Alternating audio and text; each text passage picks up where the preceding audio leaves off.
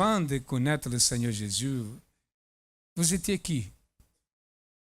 Oh, j'étais quelqu'un, drogue, alcool, quelqu'un que j'écoutais pas, j'écoutais personne.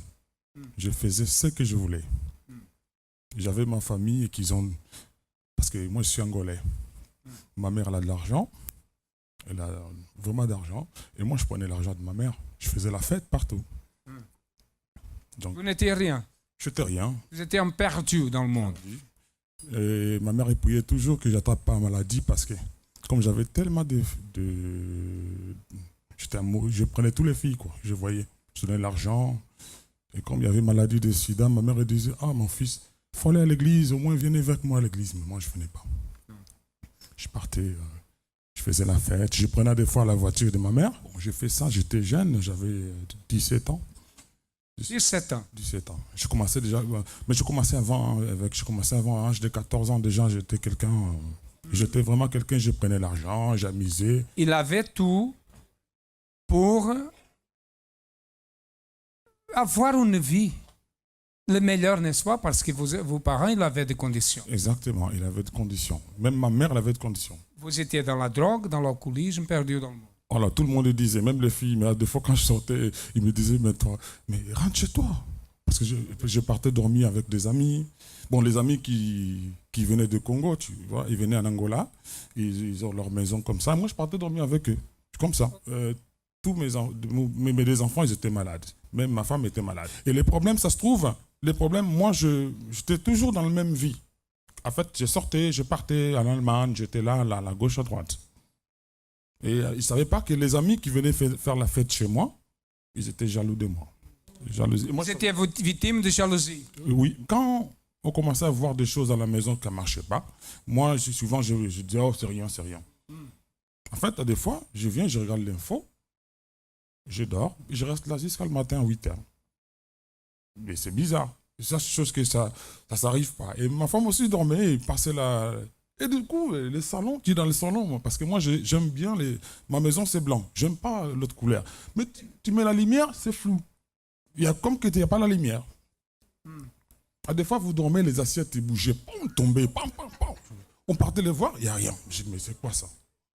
Mais ce qui me faisait comme ça, je ne savais pas. Et du coup, quand ça commençait vraiment, que je commençais à voir vraiment que ma femme me disait, ah, j'ai mal, c'est comme une cobra. Il est en train de me tourner dedans, dans le corps, dans les pieds. Attention, on est en train de me serrer dans les pieds. Donc c'était comment? Ma femme était évangélisée une fois, parce que là, notre vie était détruite. Okay. Ils ont coupé tout l'argent qu'ils recevaient dans le CAF, on n'avait rien. Donc maintenant, qu'est-ce qu'il leur faisait? Il cherchait le travail, mais on ne disait rien. Une fois, dans le métro, il a trouvé une dame. Cette dame, il a dit, regarde, ça c'est moi. Parce qu'elle avait il roulait avec le fauteuil roulant. Maintenant, il m'a dit, mais regarde, maintenant, aujourd'hui, je marche. Elle arrive à la maison, elle garde les prospectifs. Elle gardait, moi, je ne savais pas. Et du coup, nous, on partait dans des églises comme ça, qui ne vont rien, parce qu'on avait toujours des problèmes qui changeaient. Rien n'a changé, donc toujours, une fois, j'ai dit, j'en ai marre, je ne vais plus y aller. Je restais à la maison. Et elle m'a dit, ah, mais tu sais, on m'avait évangélisé, on m'avait donné un livre. Attends, je vais chercher. Elle a cherché, je regardais le livre. Il faut qu'on parle là-bas. Avec. J'ai mis les enfants dans la voiture, on est arrivé ici. Je suis arrivé, j'étais vraiment mince, parce que je ne dormais pas. Hein. Je ne dormais pas. J'étais toujours contrôler la famille. Je suis arrivé dans le couloir là, j'ai vu tous les gens dans les cravates, tout. Je dis, mais c'est quoi comme cette église? Moi, je vais juste pour voir. Ok. Bon, je me suis assise là-bas. C'était délivré vendredi. Prière fort. J'étais avec mon fils comme ça, ma femme était à côté. Vous avez commencé à faire les chaînes de prière? J'ai commencé à faire des chaînes de prière. 4e jour, ma femme elle a trouvé le travail. 4e jour. Avec aujourd'hui, je suis là. J'ai une vie bénie. Et en fait, on a fait une demande dans le HLM, dans la mairie. Dieu m'a donné, en fait, il m'a donné un travail. La banque, il m'a accordé, il m'a dit, monsieur, vous avez votre argent, cherchez votre maison. J'ai une maison, je vais déménager maintenant. Vous cherchez une maison et vous avez acheté la maison. Que Dieu vous bénisse, merci beaucoup. Bonjour à tous et bienvenue dans votre émission France en direct. Vous qui nous regardez quotidiennement, toujours fidèles à cette chaîne, là où nous sommes venus vous apporter une parole de vie. Et aujourd'hui, c'est lundi. Dans tous les centres d'accueil, nous avons ce congrès financier qui permet à certaines personnes d'avoir des idéologies, des pensées positives, des objectifs, des rêves réalisés, si on peut dire. Et chacun de nous, nous avons toujours des obstacles dans notre vie financière, dans notre vie professionnelle. Nous avons toujours des objectifs à atteindre. Et c'est ce que le centre d'accueil propose à toutes les personnes qui sont prêtes à utiliser leur foi pour venir voir comment ils peuvent avoir un résultat tout en dépendant de Dieu. Parce qu'il y a certaines situations que quand nous allons frapper à une porte, on reçoit des échecs, on reçoit des choses qui... On entend des choses qu'on ne veut pas entendre et ça nous décourage et ça met une amertume à l'intérieur de nous. Donc, on va regarder le témoignage de Nadège, une personne qui est arrivée au centre d'accueil et qui avait ce même problème dans ses finances et même que ça s'est transbordé jusque dans sa vie sentimentale. Regardons ce qu'elle a pu avoir à travers la foi. Avant d'arriver au centre d'accueil, ma vie était catastrophique. Voilà, c'était échec à tous les niveaux. Voilà, échec financier, amoureux, familial, vraiment à tous les niveaux. C'était voilà, c'était vraiment catastrophique, ma vie avant. Les soucis avant, c'était voilà, c'était que quand, un exemple, je prends un exemple dans ma vie amoureuse, quand je rencontre quelqu'un dans les 5-6 premiers mois, tout va bien. Et pour une raison voilà, qui n'a même pas lieu d'être, voilà, mon conjoint, il vient, il me dit c'est terminé, pour rien. Voilà, et c'est tout le temps comme ça, même, et aussi dans ma vie professionnelle. Dans les débuts, tout va bien, voilà, on me licencie pour rien, alors que je suis quelqu'un qui aime son boulot, qui fait très bien son travail. Bon. Et voilà, parce que je reçois les retours des patrons qui me disent « mais tu travailles très bien ». Et pour rien, quelques temps après, je suis licenciée. Et au niveau familial, c'était avec ma fille. Ma fille ne voulait jamais entendre parler de moi parce que pour son père lui avait dit que je l'avais abandonnée. Donc ma fille, pour elle, je ne suis pas sa mère. Voilà, elle m'appelait même par mon prénom, non, c'était madame avant. Ma fille, elle m'appelait. Donc même quand j'appelle...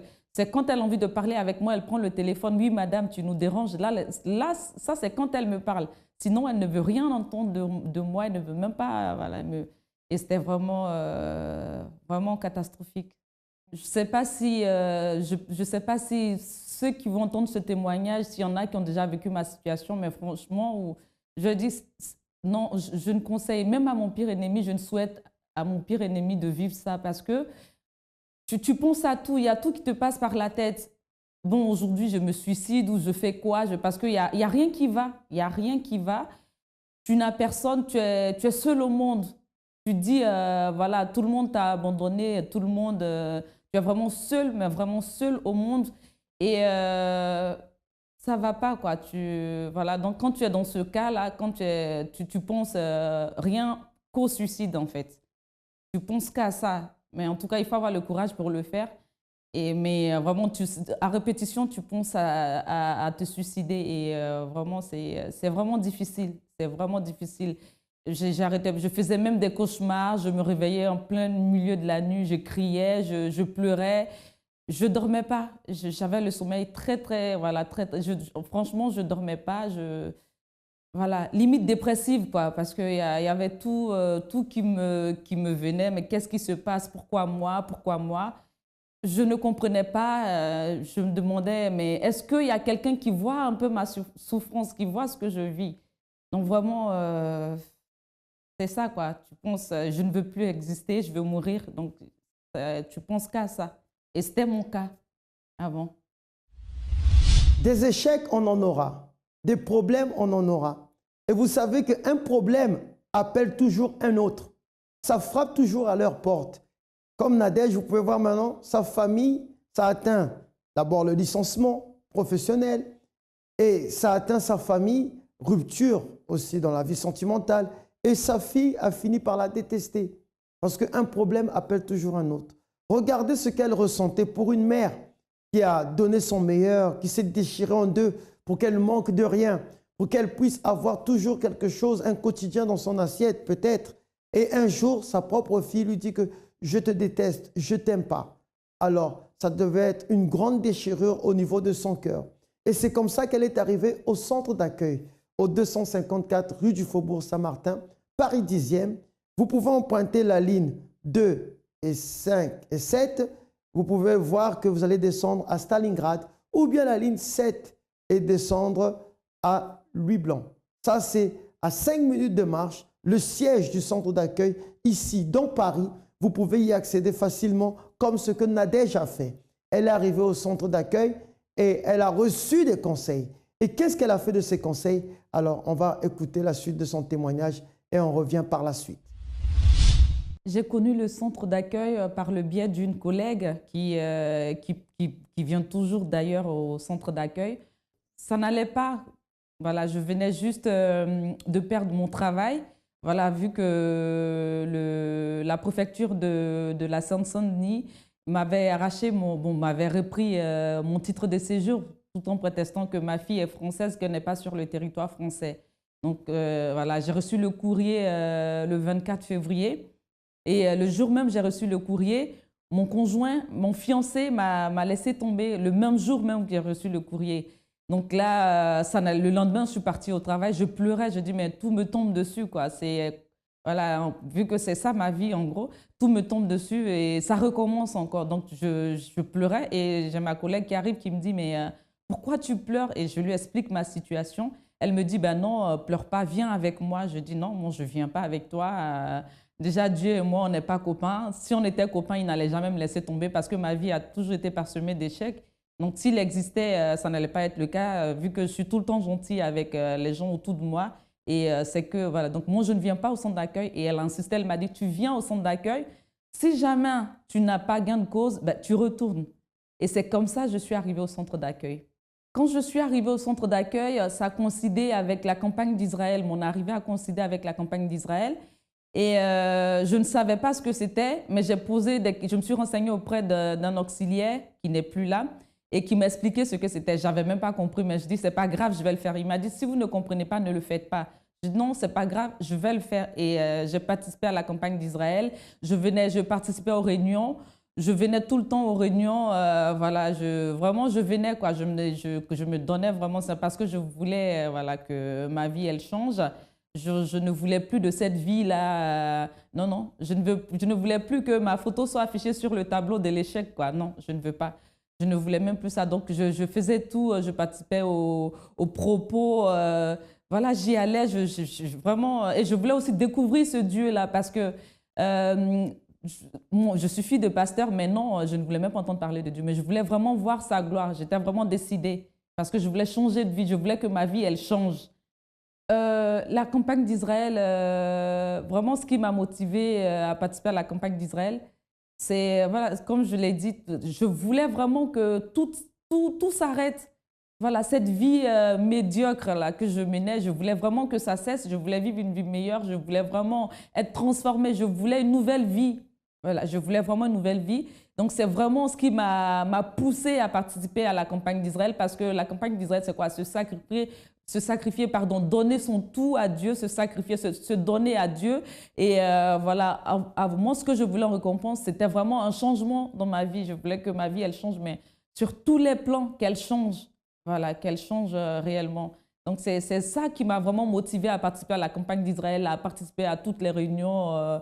Voilà. Et à vrai dire, toutes les réunions me concernaient, en fait, parce qu'il n'y avait pas un côté positif de ma vie. Non, sur tous les plans de ma vie, j'avais vraiment besoin de changement. Donc, toutes les réunions, c'était mes réunions. Je participais à ces réunions-là. Et puis, c'est vraiment ça qui m'a motivée. Vraiment, le fait que ma vie, elle change, c'est ça. C'était juste ça. Je voulais que ma vie, elle change. Donc, c'est ce qui me poussait à participer à ces réunions. C'est ce qui m'a poussé à participer à la campagne d'Israël. Que je le sente ou non, je vais me réveiller et me lever du lit à l'heure.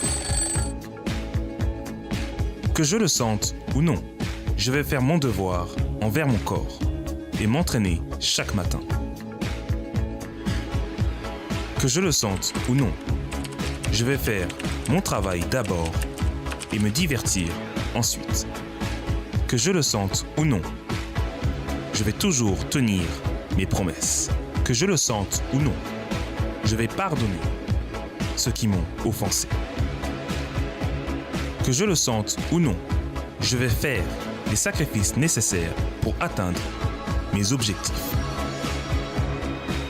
Que je le sente ou non, je vais toujours dire la vérité. Que je le sente ou non, je vais résister à la tentation de dépenser l'argent que je n'ai pas. Que je le sente ou non, je vais rester éloigné des personnes qui n'ajoutent rien à ma vie. Que je le sente ou non, je ne vais pas laisser mon cœur contrôler ma pensée. Que je le sente ou non, je vais préserver mes yeux de regarder ce qu'ils ne doivent pas. Que je le sente ou non, je vais faire ce qui est correct. Que je le sente ou non, que vous le vouliez ou non, si le monde m'aime ou me haït à cause de ça, je vais garder ma foi. Toujours, car je ne vis pas parce que je ressens.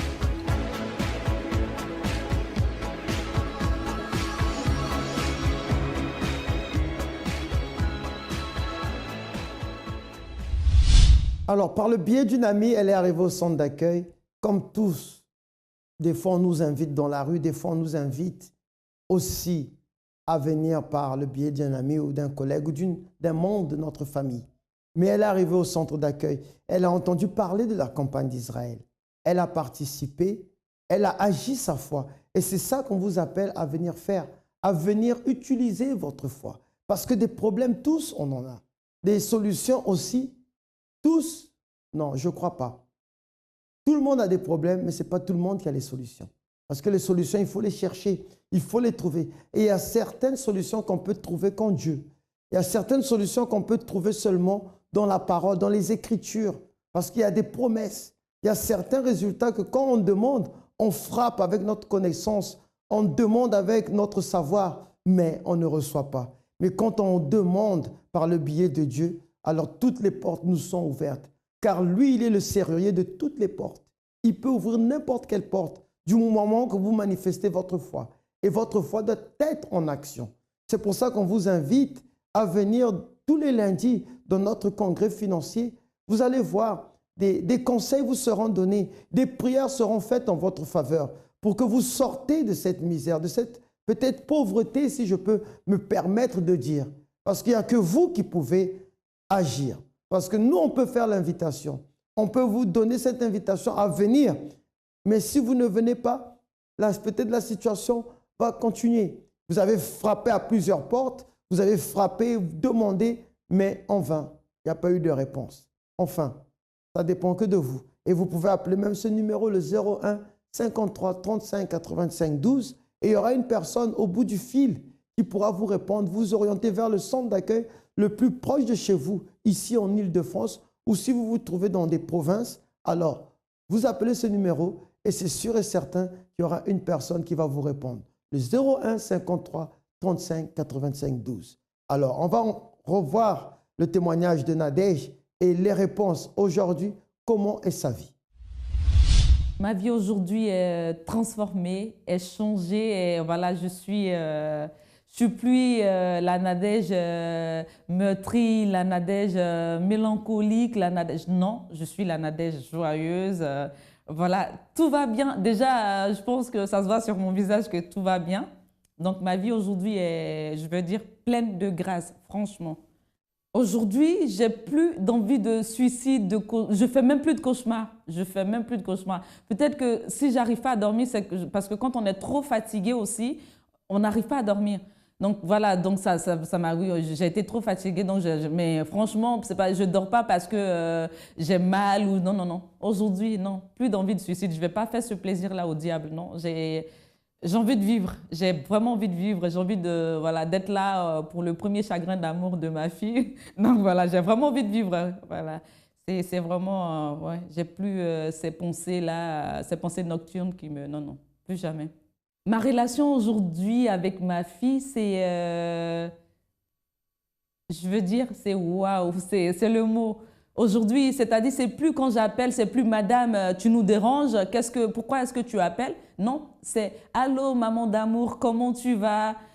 Et même quand elle oublie de me dire bonjour, elle me dit oh maman, j'ai fait une voilà maman, je dis mais qu'est-ce qu'il y a? Je t'ai pas dit bonjour et elle revient maman d'amour, bonjour. Donc il faut qu'elle le dise maman d'amour, franchement, et c'est vraiment avec ma fille, c'est que du bonheur, c'est vraiment que du bonheur, et ça, je remercie Dieu pour ça parce que j'ai beaucoup prié pour ça. J'ai participé aux réunions de jeudi par rapport à ça et le Seigneur m'a exaucé. Avec ma fille, c'est vraiment que du bonheur, mais voilà, vraiment, c'est que du bonheur avec ma fille. Ma vie financière, franchement, au niveau du logement, parce que ma vie financière, comme je disais, ça n'allait pas, mais parce que je vivais en colocation, je suis en colocation où je vis chez l'habitant, où je vais squatter chez mes cousines et tout. Mais récemment, c'est-à-dire par mes prières, par mes supplications, par vraiment ma détermination, le Seigneur m'a fait grâce. Le Seigneur m'a fait grâce. Aujourd'hui, j'ai un appartement à moi toute seule. C'est-à-dire, je ne suis pas en colocation, non, à moi toute seule. Et je vous dis, sans papier, sans rien du tout. Comme quoi, avec le Seigneur, il faut y croire. Et voilà, notre Dieu, c'est le Dieu de l'impossible. C'est pour ça qu'il est le Dieu de l'impossible. Donc, vous imaginez, surtout dans ce pays, sans papier, tu as un appartement, mais à moins que le propriétaire soit ta mère ou ton père, quoi. Mais c'est des gens que je ne connais pas. Et aujourd'hui, j'ai un 2 pièces à moi, sans papier. Je suis impatiente même que ma fille arrive parce qu'elle aura chez elle son espace à elle. Donc, c'est super, tout va bien. Et voilà, comme je dis, au niveau professionnel, voilà, c'est... franchement, les choses s'arrangent. Les choses s'arrangent. Voilà, tout en train de se décanter au niveau de la justice, au niveau de l'administration. Voilà, et vraiment, tout va bien. Vraiment, tout va bien. C'est que du smile. Je suis contente, vraiment. Alors, qui veut être la prochaine Nadège? Qui veut être la personne qui va témoigner que non, quand on fait confiance en notre foi et aux Saintes Écritures et à Dieu, il y a le résultat. Alors, vous pouvez naviguer sur notre site internet www.centredaccueil.net et vous avez des blogs, il y a des messages, il y a des directions et même vous pouvez faire des requêtes en votre faveur. Nous allons prier pour que vous puissiez avoir une solution à vos problèmes. Et tout à l'heure, Nadège a parlé de la campagne d'Israël. La campagne d'Israël, c'est un propos de foi que nous avons ici au centre d'accueil qui nous permet d'utiliser notre foi à son paroxysme, à son plus haut niveau pour emmener un grand résultat, un grand rêve matérialisé. Alors, on va regarder Manuela qui a participé à une campagne d'Israël et qui en sortit vainqueur. Avant d'être venu au centre d'accueil, quel était le problème? Le problème était dans ma vie professionnelle parce que j'avais fini mes études, j'avais un bac +5 en diplomatie négociation stratégique, mais je ne trouvais pas d'emploi. J'avais les études, mais aucune porte ne s'ouvrait. Je postulais partout, j'envoyais mes candidatures partout, rien, pas de réponse. On me disait vous avez un très bon profil, mais il n'y avait pas d'emploi. C'était pas de solution. Pendant 2 ans, j'ai cherché un emploi. Avant et après en étant à l'église, mais aucune porte ne s'ouvrait. Il y a eu des moments de découragement, il y a eu des moments où je me suis dit, je comprends pas, quoi, c'est pas normal. Et surtout que je me disais, pendant longtemps, je me disais peut-être que je vais pas dans le domaine que Dieu a prévu pour moi. Donc un coup, je me disais, mais c'est pas normal parce que je peux pas chercher comme ça pendant autant de temps et ne pas trouver, peut-être que j'ai un autre talent caché, que j'arrive pas à mettre la main dessus, que c'est peut-être ça et que c'est pas vraiment ce que Dieu a prévu pour moi. Je faisais les chaînes de prière, mais ce qui annulait, entre guillemets, les chaînes de prière, c'était justement cette idée de penser que c'était peut-être pas dans la bonne direction que j'allais. C'est de pas me cibler, en fait, jusqu'à ce que je me dise, non, j'ai fait des études pour ça, et c'est ce que j'aime faire, donc ça peut pas être un autre plan X ailleurs, c'est vraiment ce que j'ai étudié, ce que j'aime faire, et donc du coup, que je concentre ma foi sur ça. La dernière campagne d'Israël, là, je me suis dit, mon tour est arrivé. Je me suis dit que c'était pas, ça pouvait plus, 2013 ne pouvait pas se terminer comme ça, encore une fois. Et j'ai vraiment concentré ma foi. Là, je me suis dit, c'est ce que je voulais faire. Et il y a eu beaucoup de pensées négatives de personnes. Pour une fois que j'avais réussi à dominer moi-même et me dire non, c'était vraiment ce que je voulais faire. Là, c'était les gens qui me disaient, encore une fois, que c'était peut-être pas ça que je voulais faire, ou peut-être fallait que je quitte la France, que j'aille à l'étranger, que j'aurais plus de chance à l'étranger, ou qu'en France, ils étaient racistes, et que peut-être que ça n'allait pas marcher. Mais là, j'ai dit non. Là, ça n'allait pas marcher une fois de plus. Là j'ai bloqué. J'ai attaché le diable et j'ai dit non. Ça, je suis en France, il n'y a pas de moyen que j'aille ailleurs. Non, je vais rester là, c'est ici que j'aurai ma victoire. Et je me suis lancée dans la campagne, totalement. J'ai sacrifié. J'ai vraiment mis mon tout sur l'autel. J'ai dit à Dieu, je dépends de toi. Là, je vais voir si vraiment c'est eux qui ont raison ou si c'est toi qui as raison. Donc, je faisais les démarches d'aller jusque chez ma soeur qui habitait 1h30, 2 heures plus loin que chez moi pour postuler, pour envoyer les candidatures, pour ne pas lâcher parce que j'avais mis non tout, mais ce n'était pas fini. J'ai fait, moi, mes démarches à côté. Et j'ai été bénie. Donc là, j'ai un CDI en tant que juriste international dans une société.